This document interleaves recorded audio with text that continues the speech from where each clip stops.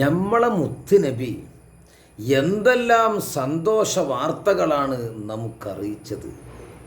പ്രത്യേകിച്ച് ക്ഷമയുള്ള സാധുക്കൾക്ക്.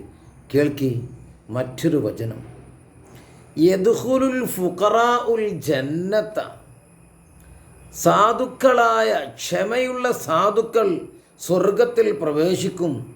ഖബലൽ അഗ്നിയായി, മുതലാളിമാരെ മുൻപ്. എത്ര മുൻപ്?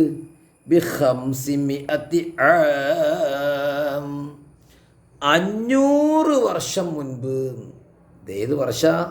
ആഖിറത്തിലെ 500 വർഷം മുൻപ് മുതലാളിമാർ പ്രവേശിക്കുന്ന, മുതലാളിമാർ സ്വർഗത്തിൽ പ്രവേശിക്കുന്നതിൻ്റെ 500 വർഷം മുൻപ് സാധുക്കൾ കയറും.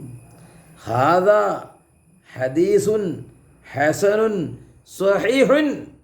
മാഷാ അല്ലാഹ്, ഇത്ര വലിയ സന്തോഷ വാർത്ത. സമ്പത്തില്ലാത്തതിൻ്റെ പേരിൽ കരയണ്ട. ഇവിടെ കുറച്ച് കഷ്ടതകൾ, ബുദ്ധിമുട്ടുകൾ ഉണ്ടെങ്കിലും നാളെ ആഖിറത്തിൽ വലിയ സ്ഥാനമാണ്.